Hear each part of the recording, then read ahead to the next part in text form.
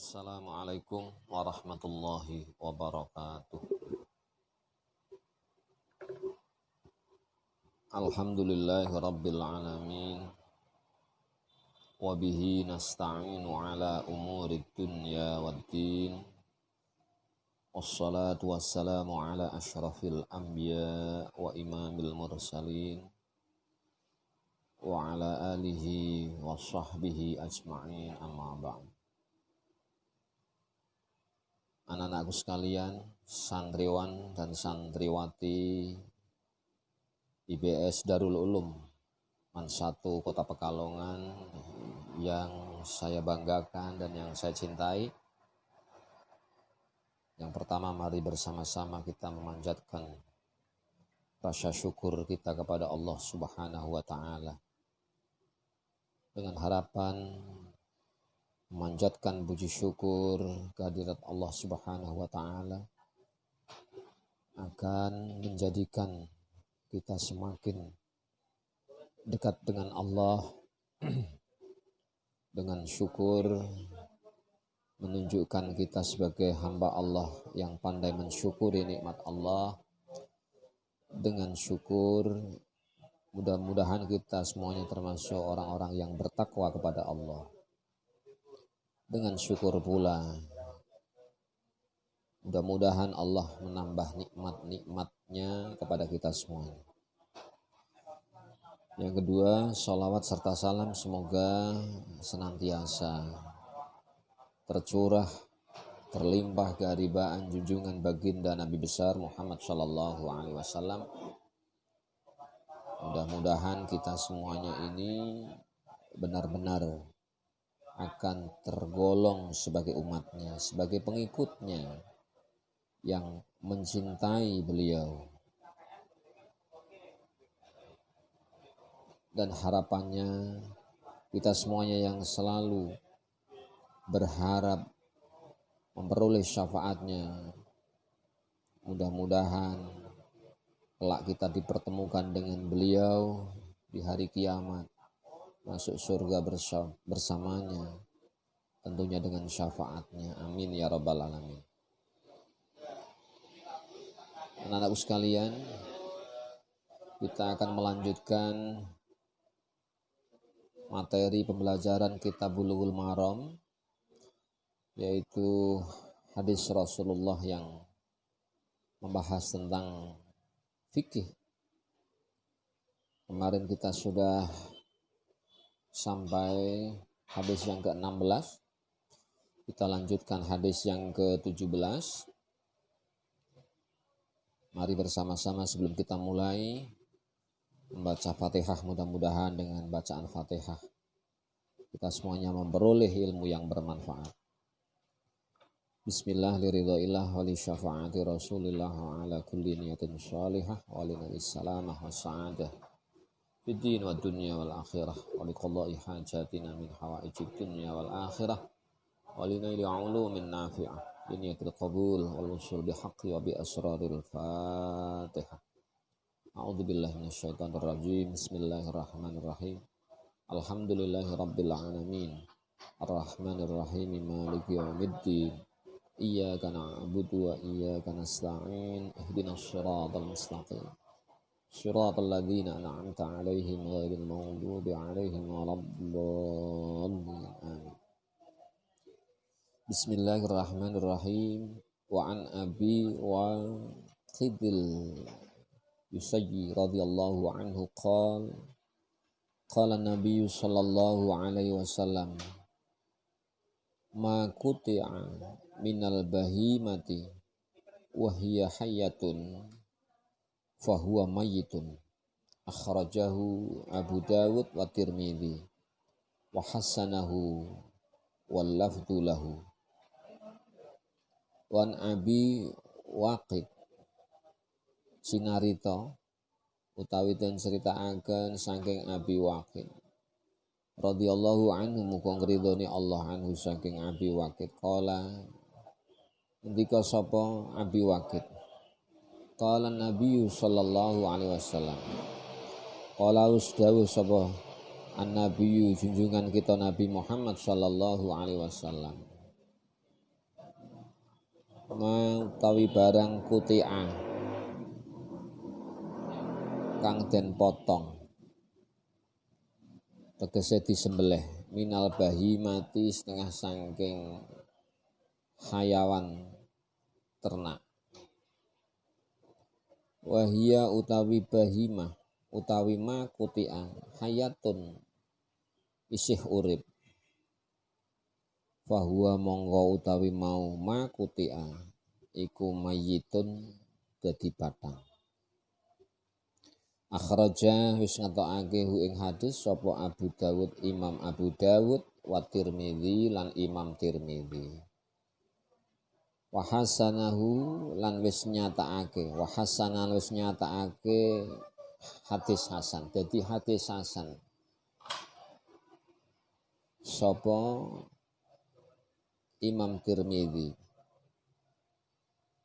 Hu ing hadis wal lafdhu utawi lafat iki hadis lahu kedua Imam Tirmidzi.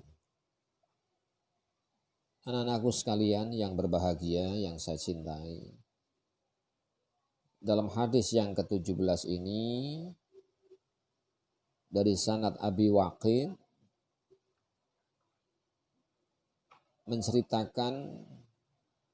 mengatakan bahwa baginda Nabi telah bersabda, binatang yang disembelih. Saya ulangi dengan arti bahasa Indonesia bagi yang tidak paham bahasa Jawa. Ma kuti'a, sesuatu yang disembelih atau dipotong minal bahimah dari hewan ternak. Wahia dan sesuatu yang dipotong itu dalam kondisi hayatun hidup. Fahuwa maka binatang yang dipotong tadi mayyitun menjadi bangkai. Anak-anakku sekalian, di dalam hadis ini tentunya dapat kita pahami bahwa binatang ternak yang disembelih itu harus benar-benar mati. Ketika tenggorokannya disembelih, pastikan binatang itu mati. Ketika binatang disembelih kemudian dilepas, binatang itu kok hidup, maka ketika mati binatang itu menjadi bangkai. Oleh sebab itu di dalam menyembelih binatang memang semestinya harus hati-hati. Pastikan ketika menyembelih binatang tenggorokannya itu betul-betul terpotong dengan sempurna, urat nadinya terpotong, jalur nafasnya terpotong, jalur aliran darahnya terpotong. Ketika tiga-tiganya ini sudah terpotong semuanya, maka kemungkinan binatang itu hidup sangat kecil karena aliran darah sudah terpotong, urat nadi terpotong, kerongkongan jalur nafas terpotong, semuanya sudah terpotong, maka sempurnalah binatang yang dipotong ini segera cepat sakaratul maut dan mati. Oleh sebab itu di dalam menyembelih satu binatang tidak mudah dan jangan menyepelekan. Karena sering orang yang hanya modalnya berani atau nekat memotong binatang, ini bahayanya karena tidak paham cara memotong. Ketika pisau dilepas, binatang ini ternyata tidak mati tetapi masih hidup lama. Sehingga nanti ketika binatang ini mati, hukumnya sudah menjadi bangkai dan haram dimakan. Maka perlu satu kehati-hatian agar ketika memotong binatang atau menyembelih binatang ada satu kepastian bahwa yang dipotong ini sudah terputus semua jalur urat-uratnya.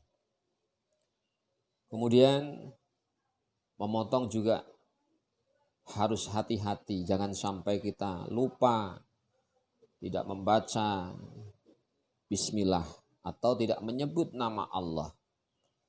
Karena motong binatang sampai lupa tidak menyebut asma Allah, binatang yang kita potong pun menjadi tidak halal atau haram. Inilah yang perlu kita pahami bersama anak-anakku semuanya. Jadi pastikan ketika kamu semuanya memakan daging-daging hasil sembelihan, pastikan daging-daging itu terpotong dengan baik, disembelih dengan cara yang sah, disembelih oleh orang yang ahli ibadah ya, atau orang yang menyebut asma Allah. Untuk itu kehati-hatian kita sebetulnya bagi orang-orang yang beriman harus benar-benar teliti. Sebab jika binatang yang dipotong ini tidak halal, tidak sah pemotongannya karena tidak menyebut asma Allah, maka binatang ini menjadi bangkai. Ketika dimasak, kuahnya pun itu menjadi malapetaka. Ketika menetes di tempat-tempat ibadah harus disucikan dengan baik. Padahal bukan darah, tetapi dari kuah binatang yang disembelih tidak sempurna atau tidak sah dikonsumsi, maka kuahnya pun sudah tercampur dengan bangkai. Karena daging yang dimasak hakikatnya adalah bangkai. Sehingga kuah santannya pun atau bumbu yang digunakan untuk memasak binatang sembelihan yang tidak sah juga sudah menjadi satu dengan binatang yang dinyatakan bangkai, menjadi najis. Inilah kehati-hatian kita sebagai orang Islam terkait dengan ibadah. Ternyata makanan pun masih sangat erat dengan hubungannya ibadah. Sehingga kita harus belajar, pastikan daging sembelihan yang kita makan satu benar-benar sah untuk dikonsumsi. Cara penyembelihannya dan daging yang kita makan pun harus hati-hati. Ketika kita makan daging sapi, ternyata ada cara penyembelihan sapi yang sekarang identik seperti dibantai, seperti sapi gelonggong, sapi gelonggong gitu ya. Itu cara penyembelihannya juga dengan identik pembantaian, penyiksaan dan sebagainya. Kemudian juga banyak sekarang katanya daging sapi atau daging kambing, tapi ternyata dicampur dengan binatang-binatang daging-daging babi. Ini harus hati-hati. Oleh sebab itu, mengkonsumsi daging sembelihan, kita semuanya harus benar-benar teliti dengan secara saksama, karena apa yang kita makan akan masuk ke dalam tubuh kita, mengalir di darah kita. Ketika sesuatu yang masuk di dalam perut atau darah kita ini sesuatu yang haram, maka menjadi satu malapetaka. Anak-anakku sekalian yang berbahagia, inilah dari hadis yang ke-17. Sekali lagi kita pahami bahwa memotong binatang harus terputus jalur urat nadinya, jalur napasnya, dan jalur darah. Ketika ketiganya ini sudah terputus semuanya, ketika pisau dilepas dari lehernya, binatang itu langsung sakaratul maut dan mati. Jangan sampai kita tahu bahwa binatang yang disembelih itu tidak mati, masih hidup lama. Karena ada beberapa urat yang tidak terputus. Waktu sampai menunggu sakaratul maut tadi, binatang tersiksa cukup lama, artinya dinyatakan masih hidup, wahiyah hayatun, fahuwa mayyitun, maka binatang itu menjadi bangkai, tidak layak dan tidak boleh kita konsumsi karena binatang tadi hakikatnya adalah bangkai. Cukup jelas sudah anak-anakku sekalian. Untuk kita lanjutkan berikutnya. Babul aniyati. Babu tawi iki iku bab kang nerangake al aniyati ya kuwi mau. Babul aniyah nerangke pengaron. Nek cara wong Jawa gentong. Bahasa Indonesianya bejana. Bejana boleh, trium boleh. Kalau orang Jawa nyebutnya pengaron atau semacam gentong, tempat menyimpan air. Hadis yang ke-18 an Hudzaifah bin Yamani radhiyallahu anhu qala qala Rasulullah sallallahu alaihi wasallam la tashrabu fi aniyati dhahabi wal fiddati wa la ta'kulu fi shihafihima fa innaha lahum fid dunya walakum fil akhirah muttafaqun alaih. An Hudzaifah bin Yaman cinarita utawi den critakaken saking sahabat Hudzaifah bin Yaman radhiyallahu anhuma muga ngridoni Allah anhuma saking karone Hudzaifah lan Yaman. Qala wis ngendika sapa sahabat Hudzaifah. Qala Rasulullah wis dawuh sapa Rasulullah Kanjeng Rasul Muhammad sallallahu alaihi wasallam. Nah, dawuhipun la tashrabu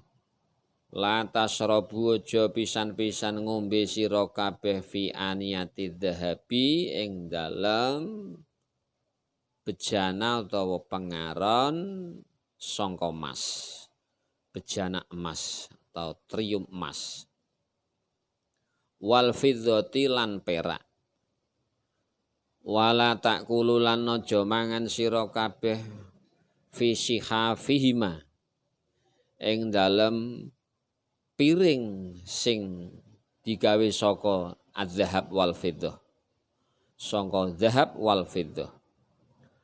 Fa innaha mongko stuhune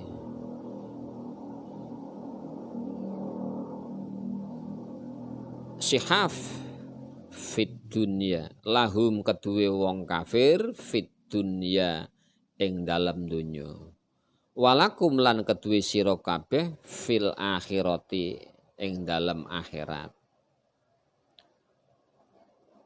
Saya ulangi dengan arti bahasa Indonesia bagi anak-anakku sekalian tidak paham bahasa Jawa. Diceritakan dari sahabat Hudzaifah bin Yaman, semoga Allah meridhai keduanya, telah berkata, qala Rasulullah sallallahu alaihi wasallam, bahwa Rasulullah SAW pernah bersabda, la tashrabu, janganlah kamu semua minum fi aniyati dhahab wal fiddah, di dalam bejana, ya, tempat air yang terbuat dari emas dan perak. Wala ta'kulu fi shihafihima, dan janganlah kamu semuanya makan di piring yang terbuat dari emas dan perak. Fa innaha lahum fid dunya, karena tadi perangkat yang dibuat dari emas dan perak lahum bagi orang kafir fid dunya untuk di dunia. Jadi benda-benda perabotan yang terbuat dari emas dan perak adalah perabotan orang kafir untuk hidup di dunia. Sedangkan untuk orang Islam, orang-orang yang beriman, emas dan perak, perabot emas dan perak bukan untuk di dunia, tapi di akhirat. Walakum, dan bagi semuanya, orang-orang yang beriman, orang-orang Islam seperti kita semuanya, kenapa tidak diperbolehkan menggunakan perabot-perabot rumah tangga yang terbuat dari emas dan perak?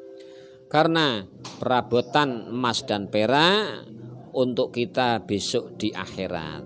Nah, jadi kita sebagai orang yang beriman tidak apa-apa, Tidak apalah kita menggunakan perabotan-perabotan tidak terbuat dari emas dan perak. Insya Allah besok di surga perabotan-perabotan yang akan kita gunakan itu dengan emas dan perak. Jadi saya ulangi lagi, kenapa baginda Rasul melarang kita menggunakan makan dan minum pakai alat-alat perabotan yang terbuat dari emas dan perak. Alasannya tadi sudah dijelaskan, fa innaha lahum fid dunya. Perabotan yang terbuat dari emas dan perak itu adalah milik orang-orang kafir di dunia.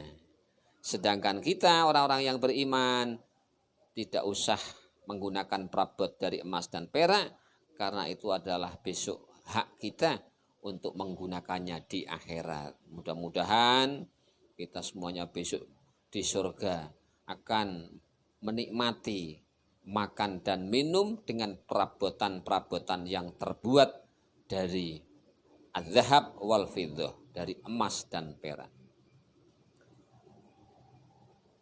Muttafaqun dan sepakati alaihi ngatasi hadis. Hadis ini sudah disepakati oleh para periwayat hadis sehingga hadis ini bisa kita jadikan sebagai alasan atau dasar atau hujjah hukum.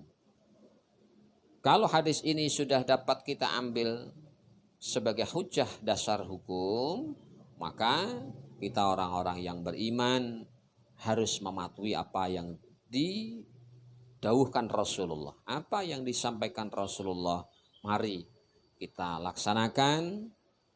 Ketika kita kaya, dianugerahi rezeki yang melimpah, sekalipun duit kita banyak dan memiliki kemampuan membeli perabotan-perabotan dari emas dan perak, tidaklah atau tidak usah tergiur untuk membeli perabotan-perabotan rumah tangga yang terbuat dari emas dan perak.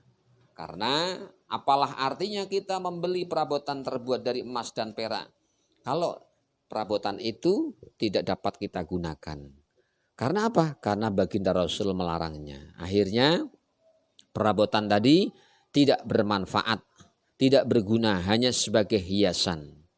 Dan hiasan di dunia tidak ada habis-habisnya. Karena manusia hidup selalu dihiasi dengan hiasan-hiasan dunia. Zuyyina linnas hubbus syahawati minan nisa wal banin wal qanatiril muqantarati minadz dzahab wal fiddah. Nah, di akhir ayat itu ada az-zahab wal fiddah. Jadi az-zahab wal fiddah, emas dan perak adalah hiasan-hiasan di dunia. Terlebih di dalam masalah perabotan rumah tangga, az-zahab wal fiddah adalah kesenangan orang-orang kafir, termasuk di dalam mempergunakan alat-alat perabot rumah tangga dibuat dari emas dan perak. Kita orang-orang yang beriman oleh baginda Rasul dilarang mempergunakan perabot rumah tangga yang terbuat dari emas dan perak. Sekali lagi anak-anak sekalian, bagi siapapun besok memperoleh kesempatan karena kaya dan memiliki kemampuan untuk membeli perabotan yang terbuat dari emas dan perak, tidak usah tergiur, tidak usah membeli karena kita tidak dapat mempergunakannya. Kita besok akan mempergunakan di mana anak-anak sekalian? Di akhirat. Jadi besok kita di akhirat akan mempergunakan perabotan yang terbuat dari emas dan perak. Kita lanjutkan lagi. Hadis yang ke-19, wa an Ummi Salamah radhiyallahu anha qalat qala Rasulullah sallallahu alaihi wasallam alladzi yashrabu fi ina'il fiddati innama yujarjiru fi batnihi nar jahannam, muttafaqun alaih. Wa an Ummi Salamah sinarita atau den critakaken saking sahabat Ummu Salamah. Ummu Salamah ini termasuk sahabat Rasulullah ya, Ummu Salamah radhiyallahu anha. Semoga Allah meridhai Ummu Salamah. Qalat wis ngucap wis ngendika sapa Ummi Salamah. Qala wis dawuh sapa Rasulullah Kanjeng Rasul Muhammad sallallahu alaihi wasallam. Alladzi utawi wong yasrabu kang ngombe kang nginum sapa alladzi fi inail fiddah ing dalem bejana emas. Pakai kelentung emas atau bejana emas atau pengaron emas ya. Inama ing setuhune mau sapa alladzi yujarjiru wis ngesokake wis glonggongake fi batnihi ing dalem wetenge alladzi naro ing geni naro jahannam ing geni jahannam. Muttafaqun den sepakati apa hadis alaihi muttafaqun den sepakati alaihi ngatasi hadis. Anak-anakku sekalian, bagi yang tidak paham bahasa Jawa, telah diceritakan dari sahabat Ummi Salamah, sahabat perempuan, berkata, qala Rasulullah sallallahu alaihi wasallam, bahwa Rasulullah pernah bersabda, alladzi yashrabu fi ina'il fiddah, orang yang minum dengan tempat air minum yang terbuat dari emas, bentuknya kelentung boleh ya, bejana boleh ya, bukan gelas. Kalau gelas pakainya kaca. Ini ina fiddah berarti masuk bentuknya kelentung atau bentuknya bejana atau trium-triuman ya, atau bentuknya rantan dan sebagainya, rantang apa rantan ya. Orang yang minum menggunakan tempat air minum yang terbuat dari emas sesungguhnya telah mencurahkan. Nah, glonggongake basa Jawane, yujarjiru. Telah memasukkan air tadi fi batnihi di dalam perutnya naro jahannam, api neraka. Ya. Hadis ini telah disepakati oleh beberapa periwayat hadis. Dapat kita pahami anak-anakku sekalian semuanya. Kita ambil pelajaran dari hadis yang ke-19 ini bahwa baginda Rasul pernah bersabda melalui Ummi Salamah yang intinya menerangkan bahwa siapapun saja orang yang minum dengan mempergunakan tempat minum yang terbuat dari emas, maka ia benar-benar telah memasukkan air minum di dalam perutnya ya. Yang dimasukkan itu adalah neraka jahanam. Na'udzubillah min dzalik. Oleh sebab itu alhamdulillah di negara kita alat-alat perabotan ini jarang yang terbuat dari emas dan perak. Termasuk tempat air minum yang bentuknya gelas juga terbuat dari kaca-kaca. Bahkan ada yang sekarang dari plastik, ada yang terbuat dari ya semacam fiber dan sebagainya, sehingga kita terjauhkan dari malapetaka yang berbahaya, yaitu perabotan rumah tangga yang terbuat dari emas dan perak. Kita bersyukur karena di Indonesia penduduknya mayoritas muslim sehingga memproduksi alat-alat makan dan minum masih memperhatikan etika dan hukum-hukum Islam. Terbukti banyak yang ada di lingkungan kita, di setengah-tengah kita dapat membeli perabotan rumah tangga yang terbuat dari kaca atau selain emas dan perak. Inilah anak-anak sekalian, sekali lagi dapat kita pahami bersama. Jadi nanti dirangkum bahwa minum itu halal. Tetapi ketika alat yang dipergunakan sebagai wadahnya, air itu terbuat dari emas dan perak, maka menjadi sesuatu yang dilarang ya. Larangannya bukan minumnya, tetapi yang dilarang adalah mempergunakan tempat air minum yang terbuat dari emas dan perak. Bukan air minumnya. Kalau air minumnya kita dapat meminum air yang halal banyak. Ya, tetapi ada juga minuman yang setelah diharamkan oleh Allah yaitu khamr. Nah, khamr walaupun dituangkan di gelas kaca tetap saja haram karena itu adalah haramnya sesuatu yang diminum. Sedangkan di hadis ini haramnya bukan sesuatu yang diminum tetapi tempat minumannya itu adalah haram. Tempatnya bukan minumannya tetapi tempat yang digunakan untuk air minum ini sesuatu yang diharamkan. Emas tidak haram, perak tidak haram, tetapi ketika dibuat tempat air minum maka kita haram mempergunakannya. Jadi larangan tidak boleh mempergunakan gelas atau tempat air minum yang terbuat dari emas atau perak. Anak-anakku sekalian yang berbahagia, yang saya cintai, kita sudah membahas 3 hadis. Mudah-mudahan 3 hadis, Senin besok 3 hadis lagi, seterusnya. Insya Allah banyak hadis yang kita pelajari. Dari hadis-hadis yang kita pelajari kita memperoleh pemahaman. Dari pemahaman yang kita dapatkan, mari kita laksanakan di dalam kehidupan kita sebagai orang-orang yang beriman. Karena hadis Rasulullah adalah sesuatu yang diwariskan untuk kita.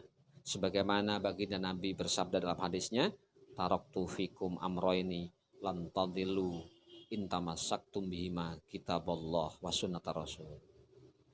Aku wariskan, aku tinggalkan kepadamu 2 perkara dan selama kamu berpegang kepada keduanya ini tidak akan tersesat selamanya. Lan tadillu abada.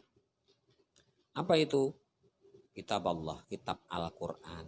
Ya, sesuatu yang menjadi ketentuan Al-Quran kita laksanakan. Yang kedua, wasunnata rasul, yaitu sunnah Rasul, sunnah baginda Nabi, yaitu hadis Rasul.